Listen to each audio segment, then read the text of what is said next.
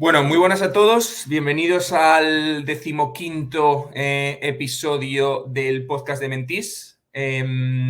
Hoy vamos a hacer uno de los capítulos, uno de los episodios que más nos habíais pedido. Uno, yo creo, de los temas que a la gente más le interesa, más le llama la atención, menos conoce los detalles, ¿vale? Y es un poco el mundo de Venture Capital, ¿no?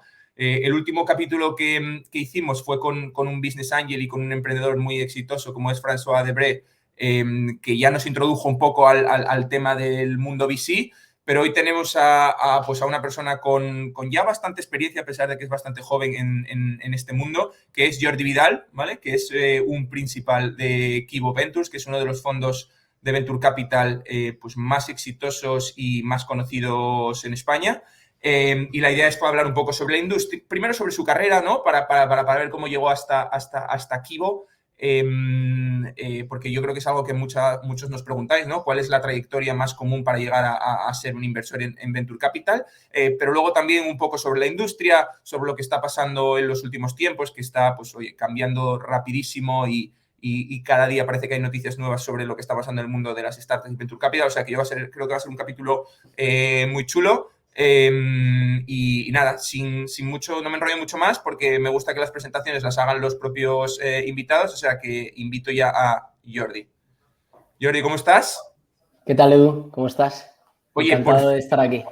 por fin lo hemos logrado cuadrar, ¿no? Lo hemos cambiado no sé cuántos, 4 veces, 5 veces. Sí, yo creo que el primero, estamos en el 22 y la primera en teoría yo creo que era antes de Navidades, o sea que Que bueno, la primera, la se ha hecho primera la, esperar, se ha hecho esperar. la primera la pospusimos porque te ibas de viaje de novios, o sea que bueno, Sí, es una sí, buena sí, razón. efectivamente. La siguiente es por incompatibilidad de horarios y demás. Pero bueno, una cosa que te voy a preguntar, porque no sé si porque de nuevo ha sido incompatibilidad de que en algunos momentos tú has estado liado, en otros he estado liado yo. ¿Hay algún momento, como pasa en otras industrias, no sé si pasa en Venture Capital también, es picos durante el año que por alguna razón son los más busy de la industria y que justo ha coincidido, o simplemente ha sido porque el deal flow y las operaciones que teníais han ido por ahí? No diría que sea una industria con alguna estacionalidad particular, pero sí que es verdad que igual hay momentos en el año, que es cuando reportamos a los LPs y tal, que bueno, tenemos que dejar alguna de las prioridades que teníamos quizá más en la parte de analizar compañías o deal flow para centrarnos en el reporting. Igual ahí sí que vamos un poquito más liados, pero en general no es muy estacional. Ok, entendido, entendido. Bueno, yo creo que si quieres podemos empezar por comentar un poco o brevemente tu trayectoria hasta donde estás hoy, ¿no? ¿Por qué? Porque mucha gente se pregunta cómo entrar en Venture Capital y cómo entrar en cuanto o como en dos variables, ¿no? Una es qué experiencia previa hay que tener, ¿vale? Si es que hay que tener alguna o alguna que más, que es preferible a otra. Y luego también a qué nivel de tu carrera se entra. ¿Se entra cuando ya tienes un background o un bagaje de 7, 8 años trabajando o se puede entrar antes? Entonces, ver un poco cómo entraste tú hasta en Kibo y ver un poco, comentar, oye, pues esta es la que yo hice, pero también hay otras alternativas. Sí, pues mira, te voy a contar súper rápido la parte, bueno, mi carrera profesional. Yo ahora llevo 5 años en Kibo. Yo soy ingeniero industrial de profesión. Acabé la carrera en 2012 y empecé trabajando como consultor. Estuve trabajando de consultor un par de añitos y medio, 3, y muy rápido me di cuenta que no me llenaba mucho, ¿no? El trabajo de la consultoría y sí me inquietaba bastante ver que había gente que montaba startups, que hacía cosas en tecnología y tal. Entonces, bueno, en uno de los proyectos de consultoría conocí a los que iban a ser mis primeros socios / empleadores en el mundo tech, que son los fundadores de Delivery, y me lancé a montar Delivery, ¿no? Que era una startup de groceries delivery, y esto es en 2014, creo, 14 o 15, que es un momento en el que meterse en una startup era aún bastante raro en España, ¿no?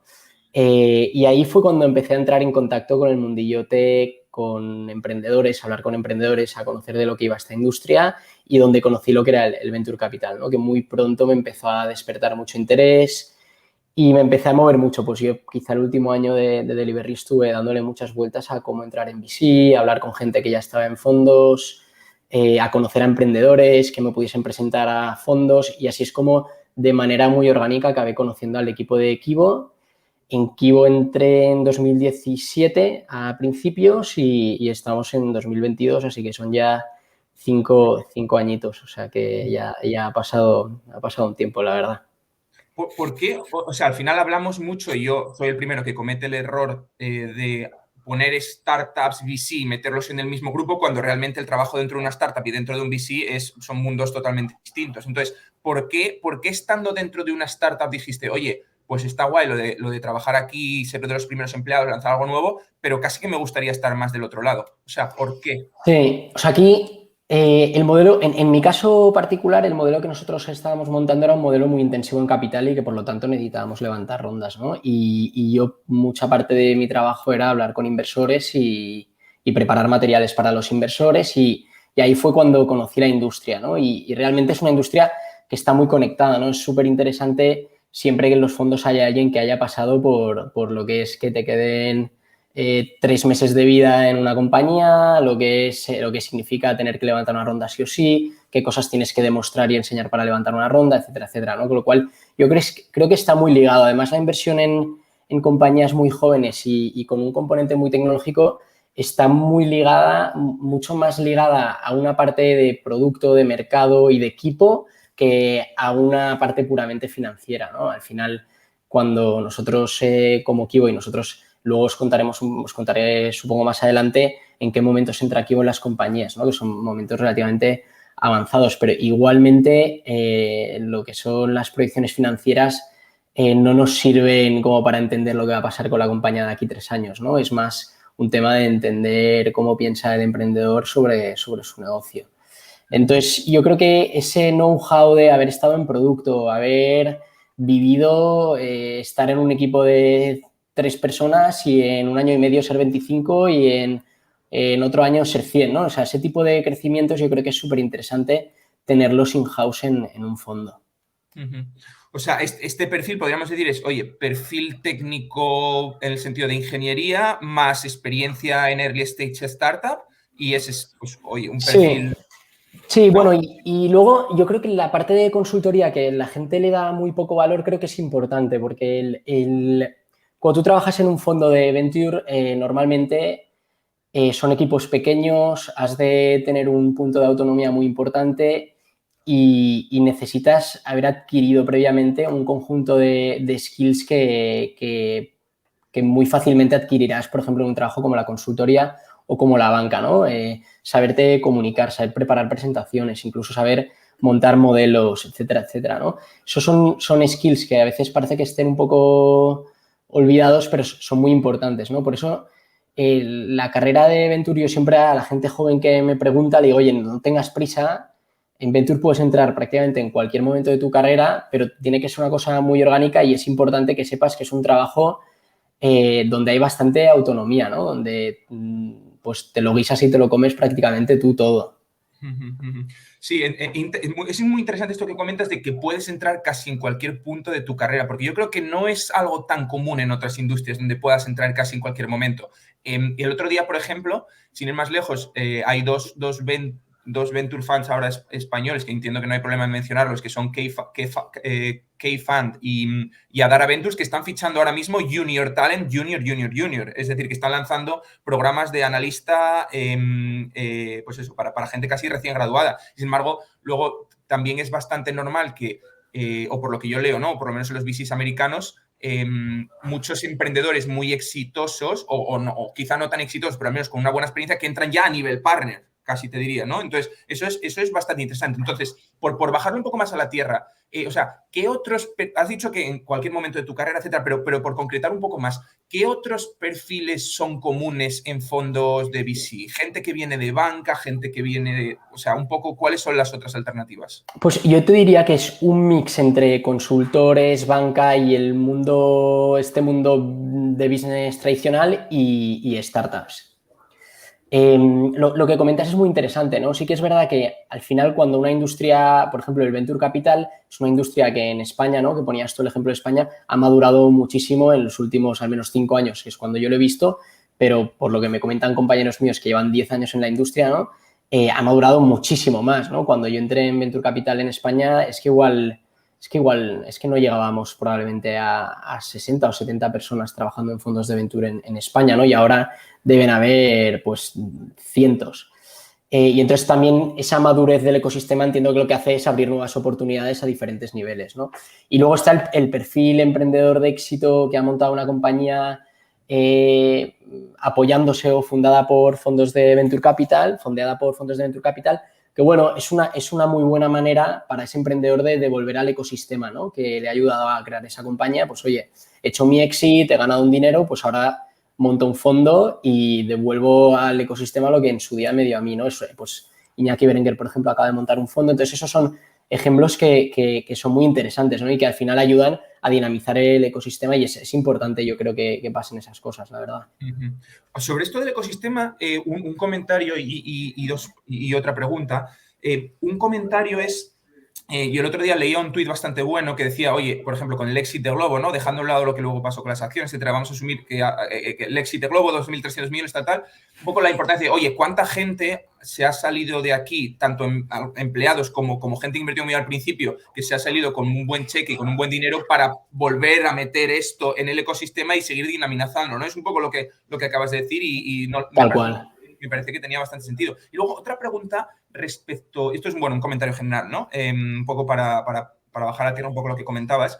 Y el tema de la nueva ley de startups, ¿no? Que Sí. parece que la van a llevar al Parlamento y parece que en general, por lo que yo no me la he leído, o la he leído el mega resumen, o una entrevista, perdona, que hizo el señor Polo, que es la persona que, como que el número 1 de España Nación Emprendedora, que hizo una entrevista en Crunch, por cierto, bastante larga, me llamó la atención y la estuve leyendo.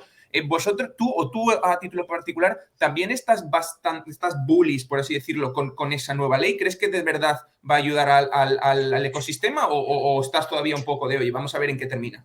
Bueno, yo creo que es un paso para avanzar hacia lo que debería ser España como ecosistema, porque lo tenemos prácticamente todo. Tenemos además un país con 2 ciudades súper fuertes a nivel ecosistema, tenemos universidades buenísimas, talento tecnológico brutal, tenemos muchos casos de éxito que van a, como hablábamos, realimentar la rueda y aportar al ecosistema. Entonces, que el gobierno se ponga las pilas y que la ley acompañe creo que es importante, ¿no? Entonces, quizá no es lo que todos quisiéramos, pero sí que al menos es un pequeño paso hacia lo que debería ser.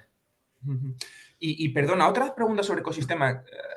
Hay mucho debate, bueno, no sé si hay mucho debate, pero el tema de Madrid-Barcelona, ¿no? De que parece que Madrid es, bueno, no sé, no quiero poner en boca de nadie nada, ¿no? Pero ¿cómo compara o cómo dirías que compara el ecosistema de VC, Startup, etcétera, Madrid versus Barcelona? Bueno, es una pregunta que me hacen mucho, ¿no? Y además yo he vivido 3 años y medio en Madrid trabajando en Kivo y ahora hace 1 y pico que estoy en Barcelona, con lo cual, y además soy de Barcelona y me he dedicado mucho a seguir el ecosistema en Barcelona, ¿no? Sí que es verdad que históricamente Barcelona había ido un poco a la cabeza de tanto en cuanto a número de emprendedores que salen de la ciudad, número de compañías que levantan dinero, etcétera. Y luego está el otro tema que se comenta mucho, que es que el capital está más en Madrid y sí que es verdad que hay más fondos en Madrid que en Barcelona.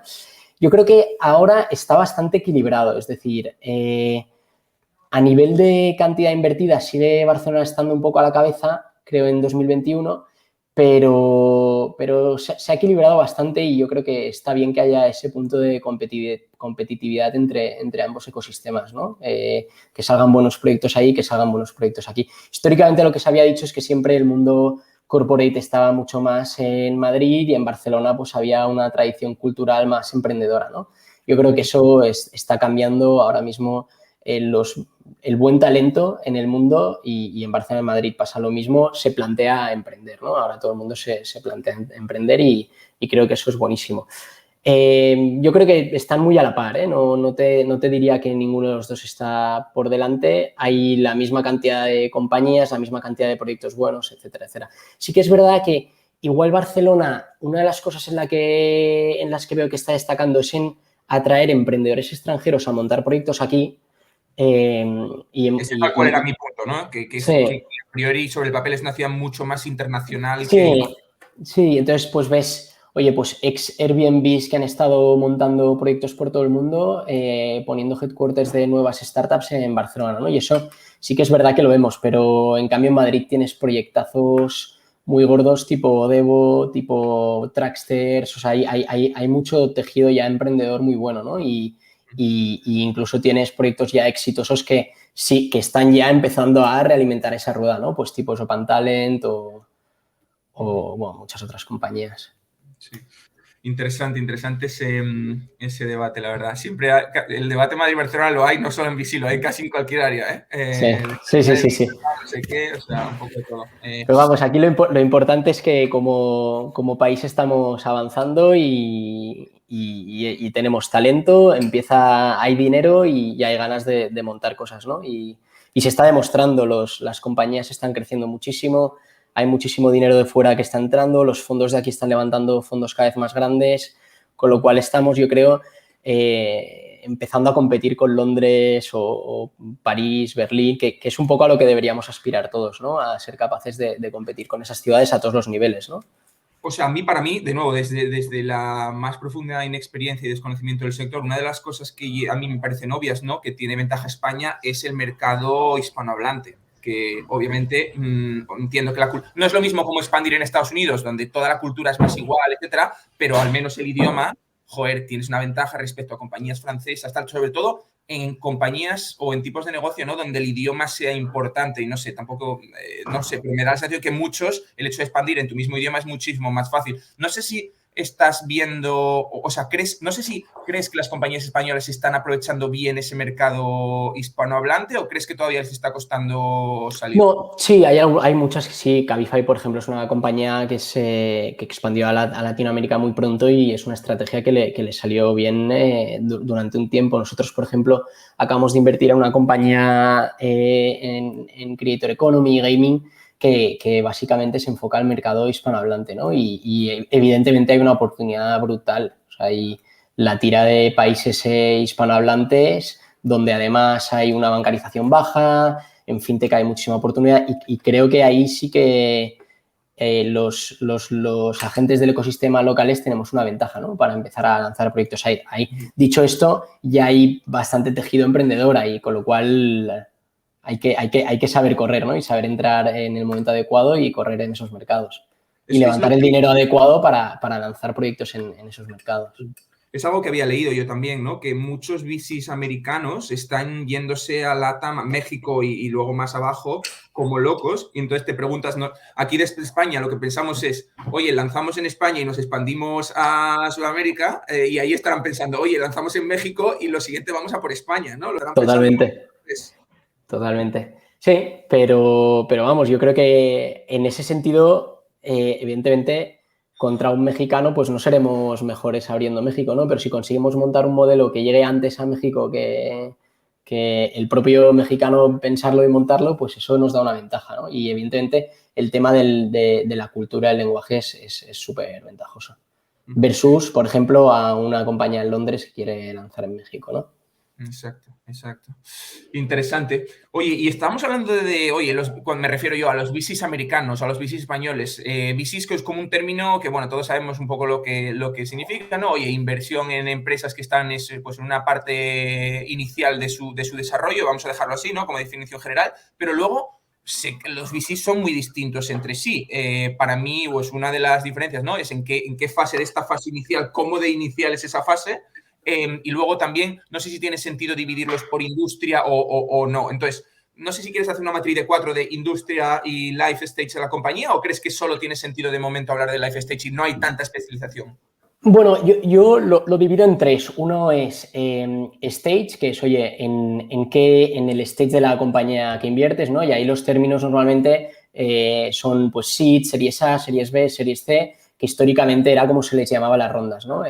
Hoy en día y tal y como está el mercado, pues es un poco más difícil utilizar esos términos, ¿no? Pero evidentemente es por el stage o el tamaño de la compañía que muchas veces está relacionado con lo que la compañía ha demostrado, ¿no? Ha conseguido montar un equipo y tiene en mente un modelo de negocio. Ha conseguido montar un equipo, tiene un producto y ahora solo le falta empezar a vender. Ha conseguido a empezar a vender. Ahora ya ha vendido, ha demostrado que sabe hacerlo en un mercado y quiere internacionalizarse, ¿no? Entonces, todo esto son diferentes stages y hay fondos que entran comprándose diferente tipo de riesgo, ¿no? No es el mismo riesgo el que tú te compras cuando inviertes en un equipo que tiene un PowerPoint que el riesgo que tú te compras cuando tienes un equipo que ha lanzado un producto, que tiene clientes en España, tiene clientes en México y ahora solo tiene que abrir Perú y Colombia, ¿no? Es un ejemplo. Entonces, esa es la parte del stage. Luego, la otra es la parte de la verticalización, ¿no? Hay muchos fondos que se dedican exclusivamente a invertir en verticales concretos. Pues, por ejemplo, hay muchos fondos que hacen solo health o solo biotecnología.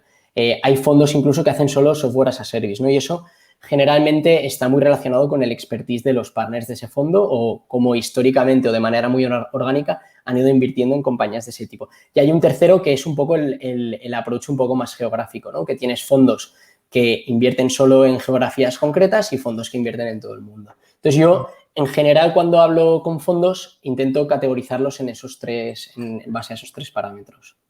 Sí, yo creo que los dos últimos están claros, ¿no? Geografía y vertical de negocio. El primero es el que, y intuyo que por lo que has dicho, cada vez es más blurry, ¿no? Esa diferencia de, oye, ¿qué es pre-seed, qué es seed, qué es series A, qué es series B, qué es series C? Entonces, no sé si podrías clasificarlo de alguna manera. Es decir, pues, oye, depende de... Yo creo que o sea, me gusta mucho lo que has dicho de en qué estás betting en cada fase. Es decir, dividirlo Sí.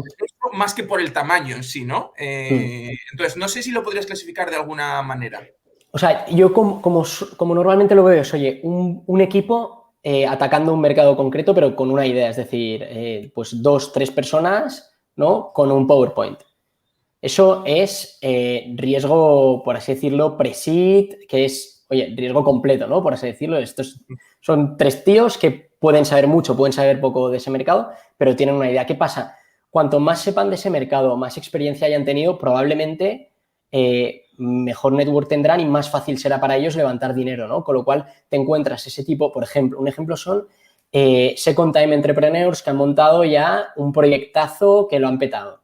Y son los tíos que se han empapado en una industria nueva y están montando un proyecto de cero, ¿no? Esos tíos probablemente sean capaces de levantar mucho más dinero que un tío que igual ya tiene un MVP, lo ha medio probado, pero es un chaval que acaba de salir de la universidad, ¿no? Y es un tío que a nivel de producto, de evolución de la compañía, ha madurado más que los otros 3, ¿no?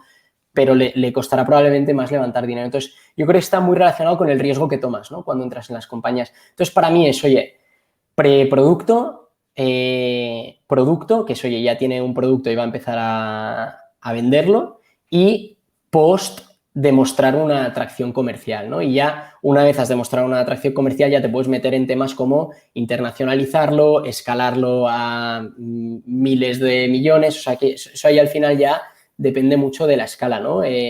Incluso también de cómo evoluciona ese producto, ¿no? Porque igual es una compañía que ya tiene un producto que no va a tener que desarrollar mucho más y que solo es cuestión de seguir vendiendo, o igual es una compañía que ha entrado en un mercado y es capaz de, después de haber entrado en ese mercado, expandirse en muchas otras verticales o en muchos otros productos.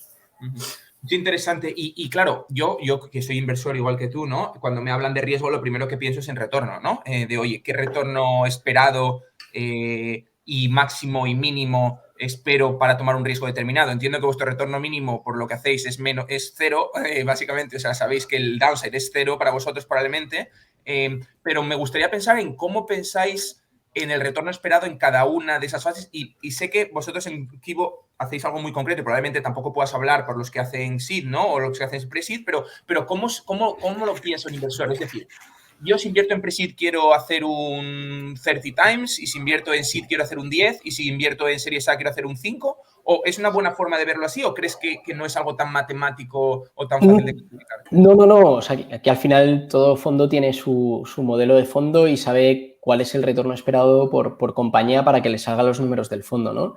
Y los números van un poco por lo que comentabas, ¿no? Es decir, cuanto más pronto probablemente se invierte en más compañías, la probabilidad de que esas compañías mueran es más alta, pero el retorno esperado de cada una de ellas es un pelín más alta, ¿no? Que el de por ejemplo, un SID, un fondo que invierte en series A.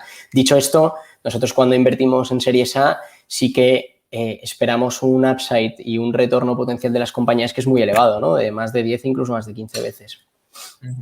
Y entonces ya lo has comentado un poco, ¿no? Que vosotros hacéis sobre todo series A o también os movéis un poco hacia arriba y un poco hacia abajo. O sea, somos bastante flexibles. Sí que es verdad que nosotros en nuestra tesis lo que sí tenemos muy claro es los tickets que invertimos y un poco los ownerships que perseguimos, ¿no? Y tal y como está el mercado ahora, pues somos capaces de adaptarnos al mercado y si hace falta bajar un poco más abajo y hacer cosas que están un poco más late seed, igual un producto ya montado y una primera atracción, pero quizá no demostrado el famoso product market fit. Pero también nos podemos ir a un poco más tarde, ¿no? Oye, esto es un equipazo, está levantando una o incluso una serie B, pero creemos que tiene muchísimo upside por delante, que además nosotros como fondo podemos aportar, pues vamos a hacer una apuesta ahí, aunque un poco sacrifiquemos esa parte de ownership.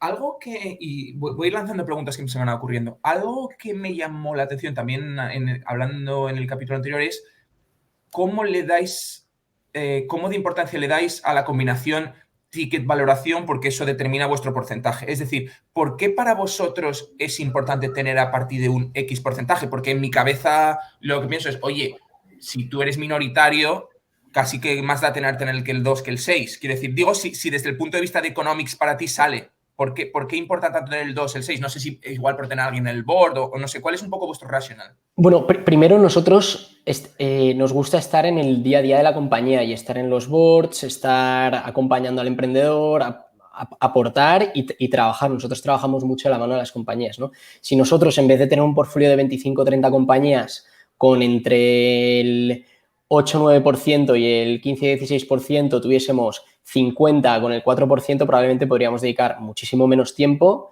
y estar mucho menos encima, ¿no? Y estar seríamos los mismos trabajando para el doble de compañías, con lo cual dedicaríamos la mitad de tiempo. Con lo cual es importante por el tema de tener presencia y poder estar cerca del equipo, pero también es importante para que te salgan los números a nivel de fondo, ¿no? De retorno del fondo.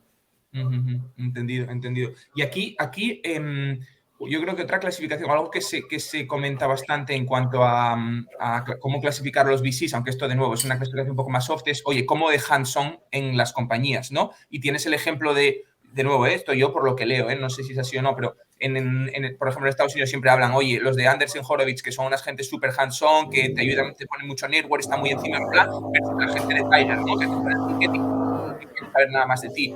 Sí. ¿Cuáles son un poco las ventajas e inconvenientes o quiero decir, como emprendedor, ¿vale? Perdón, yo creo que mejor es preguntarlo. Como emprendedor, ¿cómo debes elegir si quieres a uno u otro? Bueno, eso, o sea, yo creo que los dos modelos están bien y al final cada uno sigue el modelo que le interesa, ¿no? O tiene una tesis de inversión.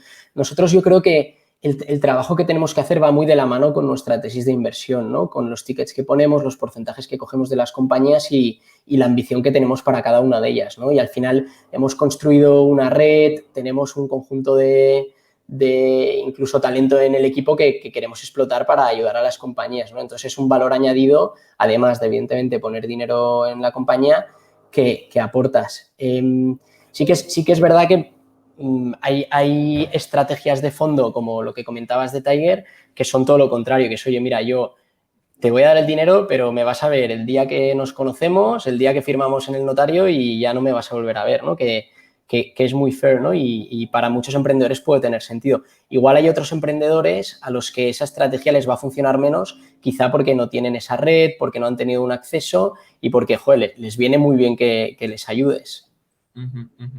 Entendido, entendido. Y cuando hablabas un poco, porque me hace gracia, porque al final da igual que estés en private equity, que en VC, que en mercados públicos, como puedo estar más yo, al final, cuando entra mucho dinero, bajan las rentabilidades para un nivel de riesgo determinado y tienes que decidir realmente si aceptas menos retornos o tomas más riesgo, ¿no? Que en vuestro caso es ir a fase más early. ¿Es algo que estás viendo? Porque, por ejemplo, de nuevo, Sí. hedge funds que normalmente harían equities normales, ahora se están yendo a pre-IPO rounds, ¿vale? Sí. Que no, que por si acaso no les dan allocation en el IPO, se van una ronda antes, empiezan a invertir privados, está haciendo Third Point, por ejemplo, que es un fondo activista súper conocido que ahora se acaba de ir a mucho pre-IPO. Entonces, es algo que estás viendo en la industria que cada vez se está yendo un poco más en la matriz de riesgo un poco más adelante. Bueno, o sea, lo que sí está pasando es que los emprendedores son capaces de levantar más dinero con menos negocio que anteriormente, ¿no? Y eso es una consecuencia de que está entrando y ha entrado muchísimo dinero en los mercados, ¿no? Y eso pasa desde post-IPO hasta pre-seed. Entonces te encuentras equipos, lo que te comentaba antes, ¿no? Equipos que son muy buenos, con una idea muy buena, en un mercado muy grande, pero sin haber ejecutado nada, que son capaces de levantar rondas que antes igual hubiesen sido una serie A o una seed grande, ¿no? Con ya métricas y un producto. Entonces, eso definitivamente está pasando.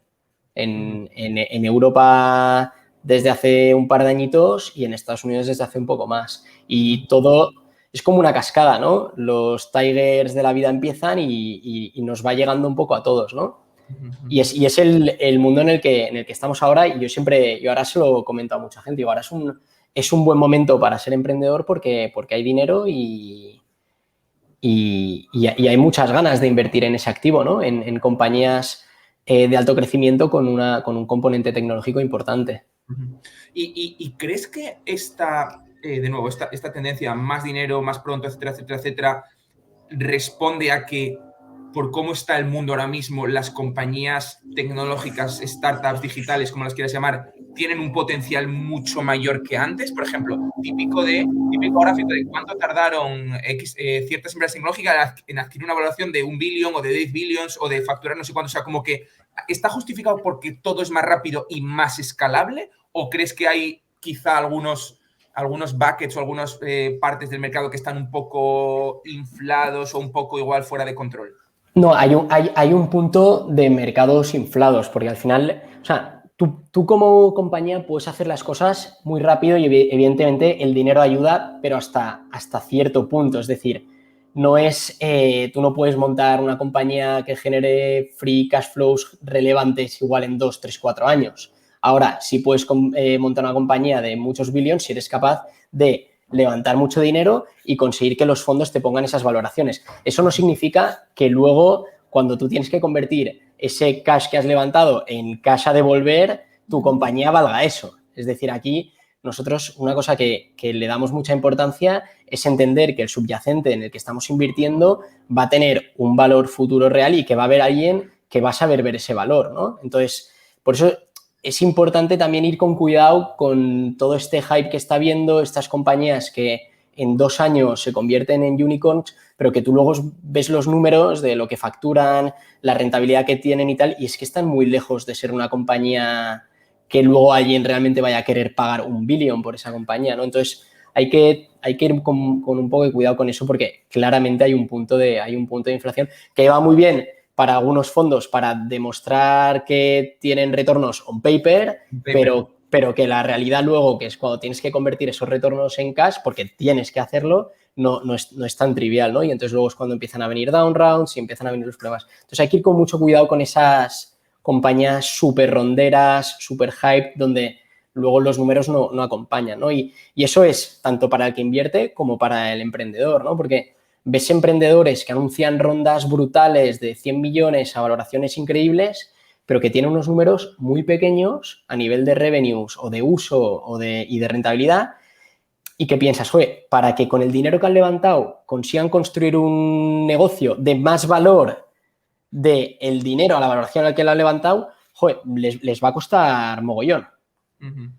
Bueno, entonces, lo que pasa es que buscan al siguiente que te ponga dinero a un poco más de valoración y que entonces es un pelota para adelante que hay que ir con cuidado, ¿no? Por eso es importante siempre conocer muy bien lo que hay en las tripas de las compañías y no volverse tampoco muy loco con este tipo de rondas. Las rondas son, siempre nosotros lo hablamos, ¿no?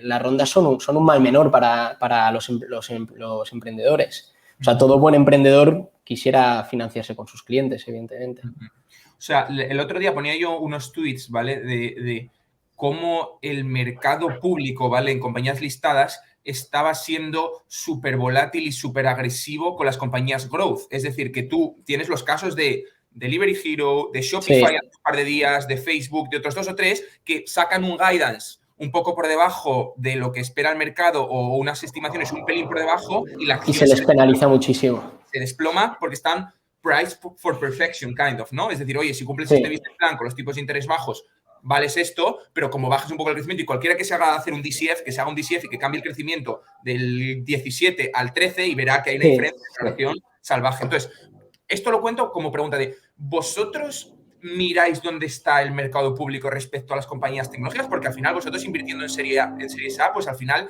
no diría que el IPO es vuestra exit route más común, pero sí que en algún momento, o seguramente para muchas de las compañías sea la ruta que eligen. O sea, ¿eso lo miráis o crees que es algo, oye, que lleva 6 meses así, pues a saber dónde está dentro de 3 años, o lo seguís?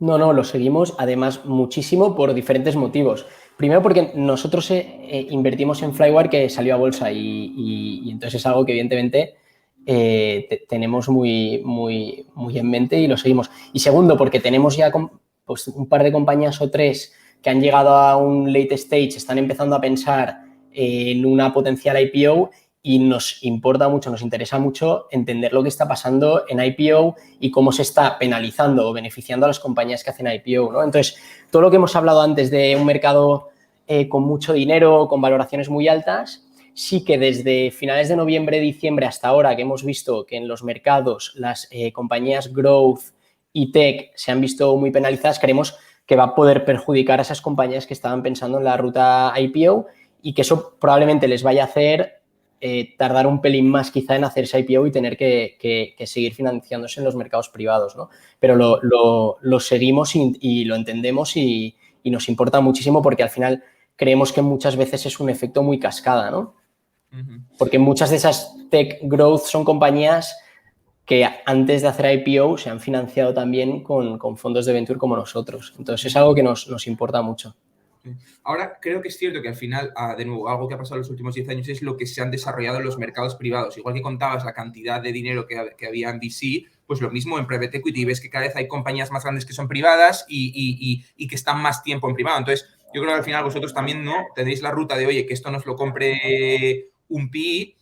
Con el PI tienes el problema que un PI al final necesita apalancar la compañía, etcétera. Entonces, una compañía que no genere cash flow positivo es difícil de apalancar, ¿no? Pero, por un lado, entonces lo veo como que, oye, que los mercados privados os dan más opciones que hace 20 años, ¿no? Donde no había compañías privadas probablemente tantas, tan grandes, pero por otro lado, pues, oye, no sé si las compañías startups tradicionales que queman, que todavía no son cash flow positivo y más, son los mejores targets para PI, pero bueno. Bueno, pero nosotros sí que empezamos a ver que los PIs se acercan al tipo de compañías en las que nosotros hemos invertido, ¿eh? Porque igual son compañías que en un momento dado pueden disminuir un poco el crecimiento, llevar la compañía a rentabilidad y ser compañías súper interesantes para fondos de private equity. Y eso lo estamos viviendo en muchas compañías de nuestro portfolio, que se les acercan fondos con un históricamente más de private equity que de venture. Pero bueno, tiene sentido. Al final, hoy en día, todo lo que no empiece a innovar o a digitalizarse o a coger algo de tecnología, pues se va a quedar atrás.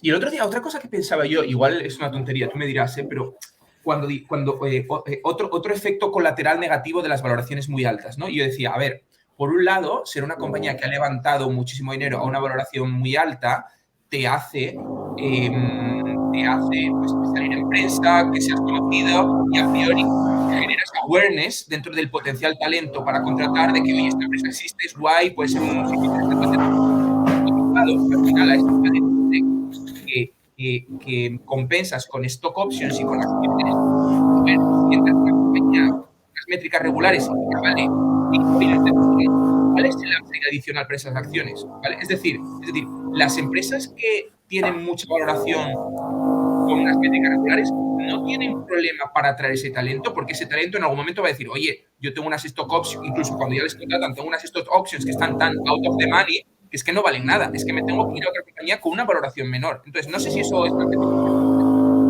Bueno, o sea, aquí al final, o sea, te diría que sí, pero la gente muchas veces que contratan las startups ni siquiera llega a pensar en eso, ¿no? A pensar en, oye, realmente las stock options que me están ofreciendo están muy sobrevaloradas o no lo están.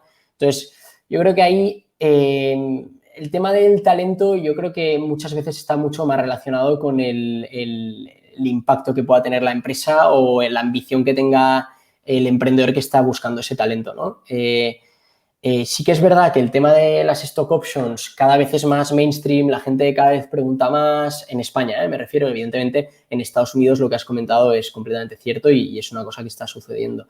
En España aún por desgracia, muchos empleados prefieren coger sueldo que stock options, ¿no? Ojalá eso cambie porque al final alinea mucho los intereses del emprendedor con los intereses de sus empleados, con los intereses de los inversores, ¿no? Y además ayuda mucho a que luego si es un caso de éxito muy grande, pues todo el mundo se lleve un trocito del pastel, porque al final, a pesar de que la contribución de los founders siempre es importantísima, sobre todo yo siempre pienso que los primeros empleados de las startups muchas veces son los grandes olvidados, ¿no? Y son probablemente un porcentaje altísimo del éxito de las startups.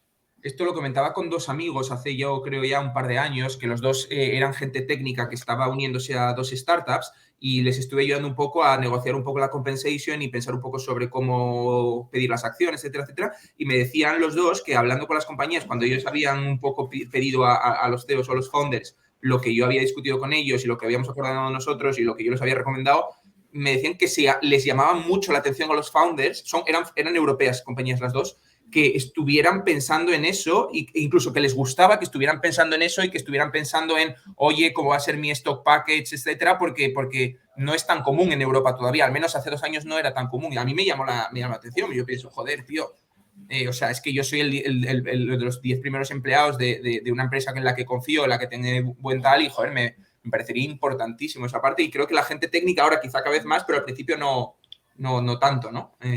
Sí, bueno, yo recuerdo cuando entré en Delivery, en la startup esta en la que estuve, que el tema de los stock packages tardamos mucho en organizarlo y en montarlo para todos los empleados, porque realmente no era sencillo y luego tampoco nadie te lo pedía, o sea, era una cosa como, ¿sabes? La gente no le daba el valor que probablemente ahora ya se le está empezando a dar y que yo creo que es importante educar a la gente y que entienda lo que es y que si tú apuestas por el proyecto y crees que esto va a ser un bombazo, es una buena herramienta para capitalizar todo el trabajo que has ido haciendo, ¿no? O sea, yo aquí creo que hay mucho por hacer, pero que ya empezamos a estar todos bastante al tanto de cómo funciona y de que es una cosa buena.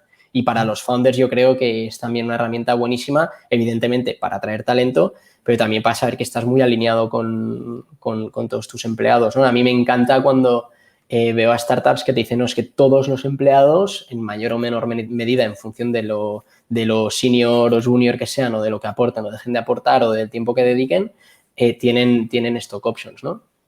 Al final es siempre oye, ¿tú qué quieres? ¿Tener un pastel pequeño y un trozo muy grande o quieres tener un pastel gigante y repartirlo entre todos, ¿no? Que al final el trozo que te quedes, aunque el trozo en porcentaje sea más pequeño, en absoluto va a ser mayor. Sí.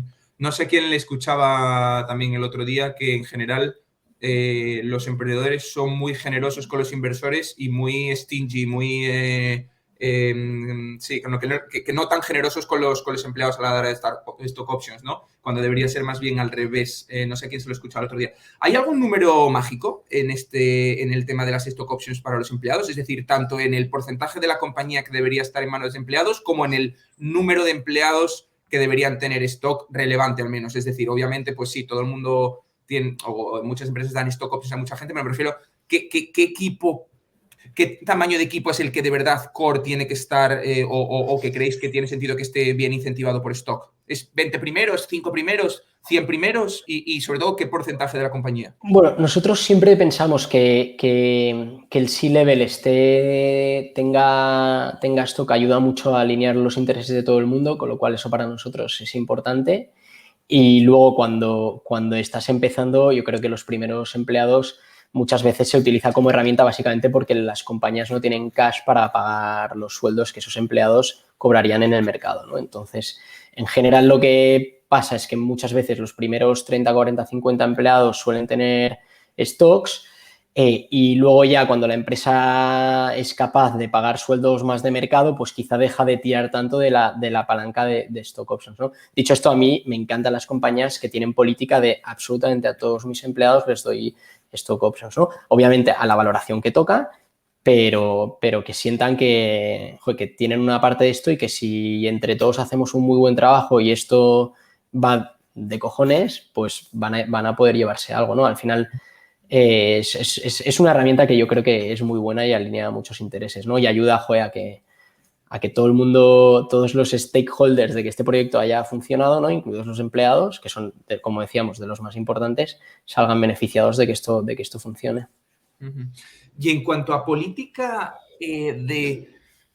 em, remote versus presencial, sobre todo en early stages, ¿no? Digamos, hasta que la compañía tiene, ponte, 50 empleados. O sea, ¿tú tienes un view particular ahí? De, oye, no me fío mucho de compañías que los 10 primeros están cada uno en un lado, o crees que, oye, Mira, yo personalmente creo que es importante que los equipos estén juntos, pero no tienen por qué tener una oficina. O sea, estar juntos puede significar hacer un all hands presencial una vez al mes.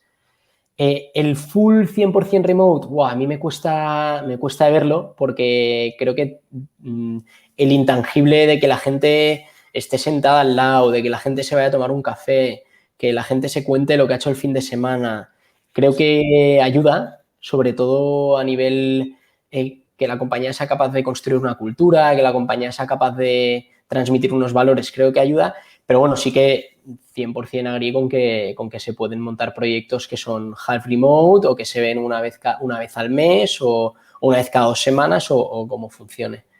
Pero ujú. la verdad he visto de todo. He visto compañías que son full remote que están yendo como un tiro y compañías que tienen políticas completamente anti-remote que tampoco están teniendo mucho problema de attrition y de que se les vaya gente. Pero vamos, yo si fuese founder hoy en día sí que tendría, vamos, haría un mix entre remote y no remote y bastante open, es decir, oye, que cada uno haga lo que quiera, pero tenemos unas oficinas y quien quiere puede venir a las oficinas y cada X tiempo hacer un eventillo o lo que sea, un all hands o lo que sea, donde todo el mundo pueda estar cara a cara. Hombre, lo que está claro es que dar opcionalidad para trabajar en remoto, lo que consigue seguro es maximizar el talento al que tienes acceso, porque si, o sea, 100%. es decir, si haces presencial, pues ya te quitas a todos los que no quieren. Y yo, por lo que conozco a mis compañeros técnicos, joder, la gente técnica buena no le metas un 100% presencial porque te manda a tomar por saco, No, ¿sabes? no, es que no fichas, vamos, directamente. Piensa que al final, joder, el talento técnico hace un trabajo muy de focus work, de picar código, de estar con sus cascos muy concentrado y muchas veces no necesita estar en una oficina, ¿no?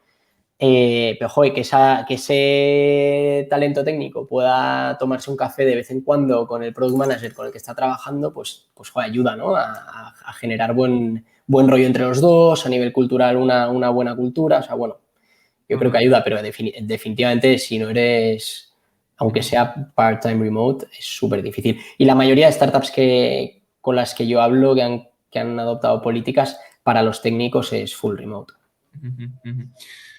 Ok, otra pregunta o otra de las cosas que me gustaría discutir contigo es un poco qué es lo que buscáis vosotros, primero qué buscan los VCs en general en cada fase. Yo creo que lo hemos tocado un poco al principio, pero quiero hacerte un par de preguntas concretas porque no sé cómo decirlo, o sea, porque entiendo que en vuestra fase, ¿vale? En Series A, por así decirlo, los equipos fundadores ya están como medio probados, es decir, que ya hubo gente antes en las rondas previas que les han dado el check, ¿no? Las de la Pre-Seed, los de la Seed, etc. Entonces, quizá vosotros os fijáis menos en el equipo fundador, pero un poco la pregunta es, oye,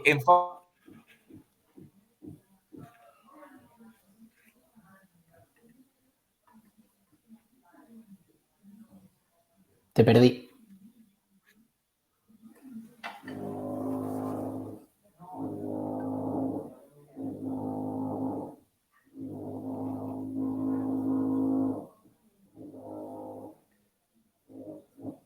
Uy, perdona, se nos había cortado, creo que ya estamos de vuelta. Ahora sí, te he perdido, perdona. Sí, no. Me estabas preguntando, creo, el tema de si realmente le damos peso a los equipos o no. O Porque sea, estas que ya están validadas. diría que si seguís dándole mucho peso a los equipos en esa fase, ¿vale? Y en fases anteriores, ¿qué es lo que crees que es importante para evaluar un equipo? ¿O qué cosas miráis de un equipo? ¿O qué cosas miran Vale. los previos de un equipo? O sea, nosotros le seguimos dando muchísima importancia y es, te diría, un porcentaje muy alto de lo que a nosotros nos importa y a lo que le dedicamos tiempo, a conocer muy bien al equipo, a entender por qué están montando lo que están montando, qué ventaja competitiva versus otros equipos tienen ellos. Y luego las cosas que nos importan es, primero, entender esto, ¿no? Oye, ¿por qué este founder va a ser el founder adecuado para hacer algo en este mercado, ¿no? Y muchas veces está muy relacionado con lo que ha trabajado, las industrias en las que ha trabajado en el pasado, con un pain que ha sufrido los últimos 5, 6, 7 años en su trabajo, etcétera, etcétera, ¿no? Mucha gente invierte o se le da peso a experiencias personales que se han tenido antes, ¿no? Yo creo que eso no es tampoco un criterio muy bueno, porque al final por mucho que hayas tenido una experiencia muy mala pues en según qué cosa, si no has realmente sufrido el pain a nivel, yo creo, profesional y durante muchos años, sabes muy poco realmente de cuál es el problema y de cómo solucionarlo, ¿no? Con lo cual, el background es súper importante. Y luego, también nos interesa mucho que los equipos estén compensados a todos los niveles, ¿no? Muchas veces vienen equipos que son súper buenos a nivel de negocio y tienen muy clara la estrategia comercial, el go-to-market, conocen muy bien y se han empapado muy bien del mercado, pero les falta un componente tecnológico, ¿no? Que es muy importante. Entonces, eso, pues a nosotros nos importa mucho que haya ese componente tecnológico, ¿no? Y a veces es lo contrario, a veces te vienen equipos súper técnicos, pero que lo que les gusta es estar picando código, montando un producto y no les hables tú de irte a vender el producto, a sentarte con un potencial cliente y a ver cómo lo utiliza, cuál es el pain que le está solucionando tu producto, etcétera, etcétera, ¿no? Entonces, siempre hay que buscar ese balance. Y luego, una de las cosas que también miramos es un poco el número de fundadores que tiene la compañía, ¿no? No nos gusta ni que la compañía tenga más de 5 o de 4 founders, ¿no? Porque a veces la toma de decisiones, entonces, sobre todo en los primeros días, se convierte en algo un poco complicado. Y el solo founder, hemos hecho inversiones, pero creemos que es un camino difícil y que está muy bien estar acompañado. Entonces, siempre el componente entre una founder tech y un founder de business o algo así, pues suele funcionar. Sobre todo porque es que los perfiles tecnológicos es que están tan demandados que igual fichas a un tío para que sea tu co-founder a nivel técnico y el día de mañana, pues oye, le hacen un ofertón del carajo en, pues yo qué sé, una compañía de cripto americana, ¿no? Y te quedas sin el tío que ha picado los primeros año y medio o 2 de código. Y eso, joder, es que vale mucho, es muy importante. Es interesante eso, la competencia por el talento técnico. Sí, sí, tiene que ser una locura. Y en cuanto a, y esto es una pregunta, ¿vosotros sí que leéis business plan y balance sheets o no? Y pregunto esto porque el otro día hubo un debate entre Paul Graham, ¿no? Que era pues, el de Y El Combinator tema y... de los spreadsheets, sí, muy Exacto. interesante. Sí. ¿Vosotros en Serie A sí que lo miráis o todavía os parece pronto? Mira, nosotros, o sea, el Excel lo aguanta absolutamente todo, ¿vale? Entonces, nosotros nos gusta que el equipo se haya montado una P&L y unas proyecciones y un business plan, pero nos gusta más que por el output de ese archivo y decir, no, es que estos tíos van a estar facturando X de aquí 2 años. No, nos gusta más por entender cuáles son las hipótesis que el emprendedor ha tomado al hacer ese modelo, ¿no? Muchas veces son hipótesis de cuánto voy a tardar en captar un nuevo cliente, cuánto me va a costar captarlo, cuáles son los canales que voy a utilizar para captarlo. Una vez lo capto, ¿cuánto tiempo va a estar conmigo? ¿Por qué va a estar ese tiempo conmigo? Entonces, todo ese tipo de cosas muchas veces son súper tangibles o eres capaz de verlas reflejadas en un business plan. Entonces, en ese sentido nos gusta, pero más por entender cómo piensa el emprendedor sobre su negocio que por el output propio de ese archivo que muchas veces podría ser lo que cualquiera quisiera, ¿no? Entonces, nos gusta más por eso, por hacerle challenge al emprendedor sobre cómo piensa sobre su negocio, ¿no? Sobre cuáles son los costes de captación que está asumiendo, cuál es la recurrencia que cree que va a tener, si realmente la recurrencia que está metiendo en el modelo es la que ha tenido realmente con los primeros, no sé, 10, 15, 20 clientes. Entonces, todo ese tipo de cosas es un archivo que nos ayuda a eso, a entender cómo piensa el emprendedor sobre su negocio, pero no es algo a lo que le demos una importancia bárbara, la verdad. Entendido. Al output, me refiero, al output que saque ese modelo. Pero es que muchas de las hipótesis de por qué estás invirtiendo en esa compañía, en los stages en los que nosotros invertimos, es que salen de ahí, ¿no? De, oye, lo que ha hecho la compañía hasta ahora y cómo lo está proyectando de cara al futuro. Entendido. Y luego te haré un par o tres preguntas más sobre VC para terminar, pero una más sobre el emprendedor en sí. O sea, red flags sobre emprendedores, cosas que veis y que no os gustan, cosas que decís, joder, esto me da muy mala espina. ¿Hay alguna cosa que se repita con más o menos asiduidad? Mira, por ejemplo, una cosa que nos pasa a veces es que nos llegan compañías donde los emprendedores tienen una compañía relativamente pequeña y en cambio se han diluido muchísimo, ¿no? Y eso es pues porque cuando han levantado dinero no han levantado a las valoraciones quizás a las que lo debían haber hecho o se han metido en una aceleradora que les ha quitado demasiado. Entonces, eso es una cosa que suele ser un red flag importante. El tema de, oye, que te llegue una compañía que no llega a facturar 1 millón y los founders tienen, pues no sé, un 20% de la compañía, ¿no? Eso es claramente un red flag, más que nada porque cuesta mucho luego para esas compañías levantar más dinero, cuesta mucho que los intereses estén tan alineados, ¿no? Ese es como uno de los red flags que son bastante rápidos para nosotros de detectar.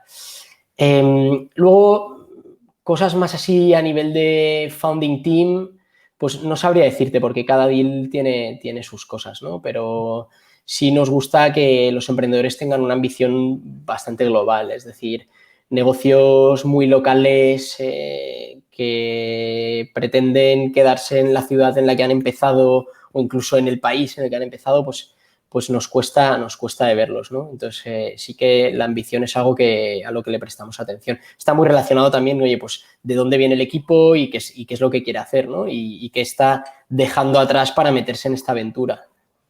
Ok, entendido. Vale, vamos a volver ya, vamos a cerrar con una última parte un poco preguntando más desde el punto de vista del inversor, ¿no? de vuestro negocio. Y la primera es un poco el sourcing de oportunidades. No sé si a vuestro nivel, en vuestro stage, es algo ya más reactivo, ¿no? En el sentido de que los fondos, o como que ya os llega a través de fondos que ha invertido inicialmente, o seguís haciendo un sourcing activo de reach out, de leeros lo que está pasando en industria y buscar compañías en las industrias que os interesan. ¿Cómo es un poco ese proceso? Y sobre todo, perdona, ¿quién lo hace dentro del equipo? ¿Vale? ¿A qué nivel? No, pues te diría que es una mezcla. Es decir, nosotros tenemos la suerte que ya tenemos una red muy amplia y nos llegan muchos proyectos a través de emprendedores en los que ya hemos invertido, inversores con los que ya hemos coinvertido, LPs nuestros que conocen a emprendedores y nos los envían, compañeros de otros fondos. O sea, bueno, es un mix, incluso otros fondos que invierten en el mismo stage que nosotros. Fondos internacionales que entran incluso más tarde que nosotros, pero que como ya han coinvertido con nosotros y han visto una compañía que está muy early para ellos, nos la pasan y nos la miramos. Entonces, ahí tiramos mucho de network. Dicho esto, sí que hacemos también un trabajo, yo creo, bastante exhaustivo de entender qué es lo que está pasando e intentar conocer a los emprendedores mucho antes de invertir en ellos, ¿no? Con lo cual, a mí muchas veces me dicen, oye, es que conozco a estos tipos que acaban de empezar una startup, pero está muy early para vosotros. Les digo, oye, preséntamelos, me tomo un café con ellos, tengo una charla con ellos de 10-20 minutos, ya me conocen, ya me tienen en el radar y ya les tengo yo en el radar a ellos, ¿no? Y al final también es un negocio donde construir una relación es importante, porque no es lo mismo invertir en una compañía después de estar 1 año y medio o 2 viéndola y conociéndola que invertir en una compañía después de conocerla durante 2-3 semanas, ¿no? Entonces, en ese sentido hacemos un trabajo bastante exhaustivo. Y luego, te diría que es bastante across the board dentro del fondo. Sí que es verdad que quizá los GPs están muy enfocados en otros temas como fundraising para el fondo y le dedican menos tiempo a esa parte de sourcing, pero sí que es verdad que muchísima de la red que tenemos es gracias a ellos y es suya, ¿no? Con lo cual es una red que se comparte un poco, es de todo el fondo, pero viene a través de ellos. Entonces, diría que es un trabajo bastante de todo el fondo, ¿no? Sí que es verdad que cuando te vas a fondos americanos que hacen un poco más late stage, tienen unas estructuras mucho más amplias, mucho más piramidales, donde tienen analistas que lo que están haciendo es como si fuese un call center, ¿no? Un equipo de inbound y están pues 10 horas al día haciendo llamadas con emprendedores en todo el mundo y metiendo en un CRM las métricas y entonces eso sí que lo hacen más los analistas, ¿no? Y va escalando. Yo creo que al nivel de nuestro tamaño de fondo eso aún es más across all, ¿no? Y tirando mucho de red. No sé, me entiendo que esto lo puedes comentar, ¿no? El tamaño de fondo que tenéis y la estructura interna jerárquica, ¿cuál sería? Sí, pues nosotros ahora estamos invirtiendo en nuestro tercer fondo, es un fondo de 120 millones de euros, que de hecho lo anunciamos hace poquito, y hacemos tickets de entre 2 y 5 millones, ¿no? En esas, desde el late seed hasta podemos llegar a hacer, y hemos hecho alguna serie B.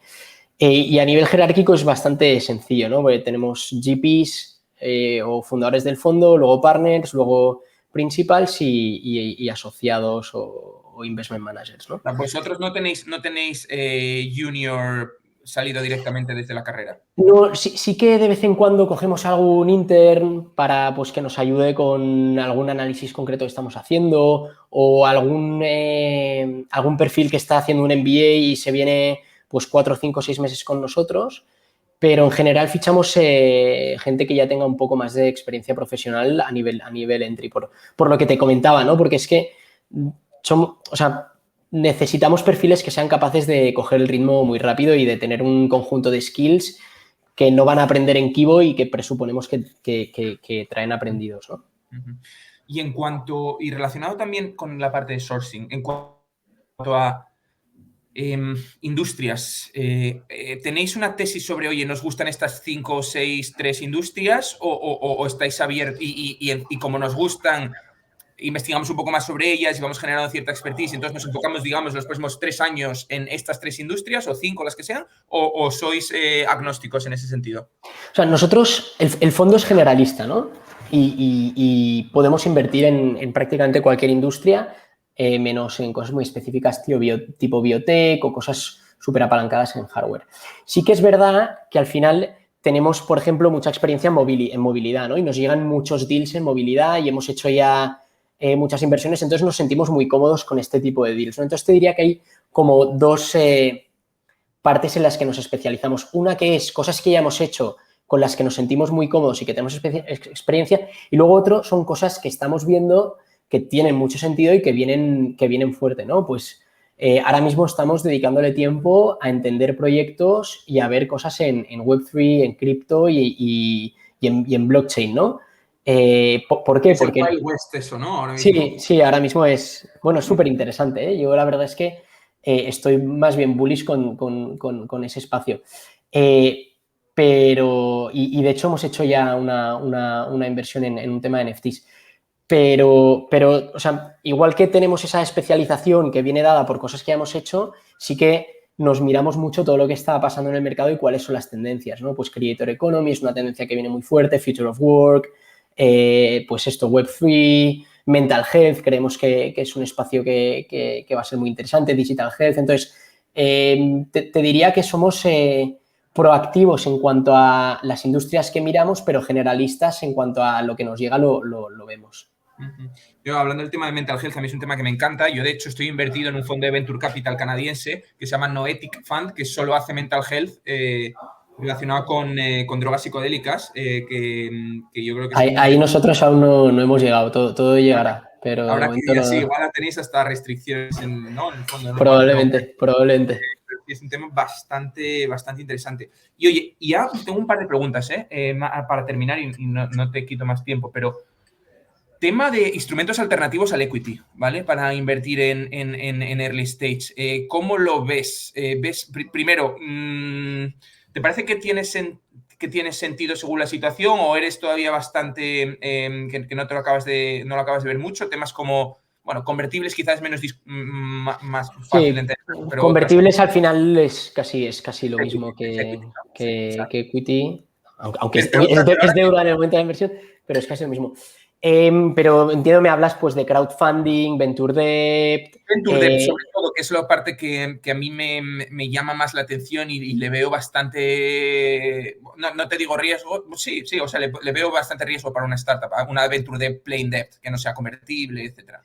Sí, o sea, aquí depende mucho y como siempre todo es muy ad hoc y depende de la compañía. Y nosotros tenemos compañías del portfolio que han hecho Venture Debt y a las que les ha ido fenomenal hacer Venture Debt, ¿no? Pero al final no deja de ser deuda y no deja de ser importante que tu negocio sea capaz de repagar esa deuda en el momento en el que la tienes que repagar, ¿no? Con lo que es importante cuando te metes en a financiarte con ese tipo de instrumentos que entiendas muy bien de lo que van y si vas a ser capaz de repagarlos o no. Entonces, hay muchas compañías que por el perfil de riesgo que tienen no pueden optar a deuda bancaria, pero que el equity es mucho más caro que la deuda a largo plazo, con lo cual puede tener sentido coger Venture Debt. Entonces, en ese sentido, yo lo veo que es un muy buen instrumento para compañías quizá que ya tienen un nivel de madurez y de revenues y de cercanía a la rentabilidad ya relevantes.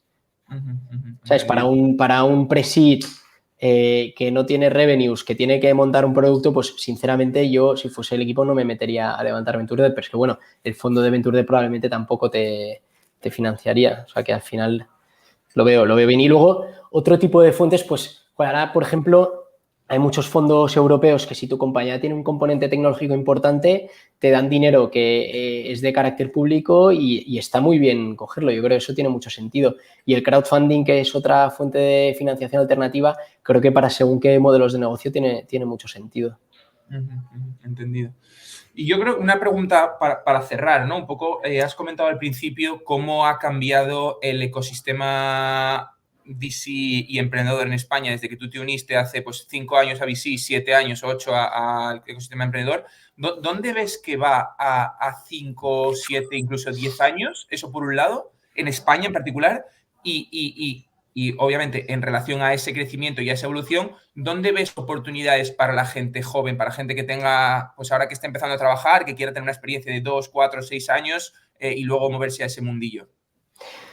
O sea, yo evidentemente le veo un upside súper significativo, si no, evidentemente, pues no estaría aquí. Yo creo que, como hablábamos al principio, tenemos que pensar en España como una potencia mundial a nivel tech, ¿no? Y tenemos que ser capaces de estarnos comparando con ciudades como Londres, como París o como Berlín y más adelante, pues, con Estados Unidos, ¿no? Y creo que pues no sé cuántos unicornios debemos tener ya, pero tenemos que ser capaces de producir 2 o 3 por año en los próximos 2 o 3 años como mínimo, ¿no? Creo que hay infinidad de oportunidades, creo que hay mucho interés por la tecnología, creo que hay talento, creo que el hecho de que ya empiecen a haber muchos casos de éxito como los que hemos hablado, ¿no? Globot, Job Talent, Flywire, Cabify, hay muchísimos casos de éxito ya en España que están empezando a generar otros casos de éxito, ¿no? Y estamos empezando a generar las famosas mafias que son un poco pues lo que ha dado todo el crecimiento. Bueno, no sé si has visto la polémica que ha habido en Twitter ahora con la mafia de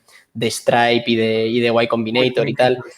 ¿No? Pues oye, aquí, quitando la connotación negativa de la crítica a Stripe y Y Combinator, yo creo que sí que es súper bueno que se construyan esos ecosistemas pequeñitos, pues oye, de emprendedores que han salido de Job Talent, están montando una compañía y que han salido de Globo y están también montando una, ex empleados, los founders que están financiando a otros proyectos, o sea que todo eso genera ese ecosistema, entran fondos internacionales. Entonces, yo creo que tenemos muchísimo por delante, la verdad. Yo soy bastante optimista con lo que va a acabar pasando en España en los próximos 5 o 10 años en tecnología. Creo que van a haber muchísimas oportunidades y para gente que está ahora estudiando, creo que ya esto quizá hace 4 o 5 años cuando yo empecé en VC era más difícil decirlo, ¿no? Pero ahora muchos estudiantes, entre irse a trabajar a consultoría o irse a investment banking o meterse en una startup, pues están 33% cada una, ¿no? Y la startup es una muy buena decisión también porque son entornos en los que tienes mucha libertad, en los que puedes, oye, ser muy creativo, puedes aportar mucho y no tan quizá cerrados como el tradicional consulting o investment banking. Entonces, yo creo que hay muchas oportunidades para todo el mundo y que el ecosistema solo va a hacer que crecer. Oye, y antes comentábamos al principio, ya por cerrar, recursos, por ejemplo, que estuvimos comentando el podcast de ITNIC, ¿no? Que es un podcast muy chulo, estuvimos comentando pues la web de TechCrunch, ¿no? Que está más enfocada a Estados Unidos y a nivel global que España, pero ¿qué otros recursos debería seguir la gente? Bueno, hay que estar en Twitter 100%, por supuesto, para enterarse de todo, pero ¿qué otros recursos son atractivos o deberían seguir pues este tipo de gente Sí. interesada en el mundillo? Joder, pues la newsletter de Jaime Novoa, que seguro que mucha gente la sigue para estar al día de lo que está pasando en España, creo que es muy buena. Pero luego ya si te vas más a nivel global hay mucha gente a la que es básico seguir en Twitter, ¿no?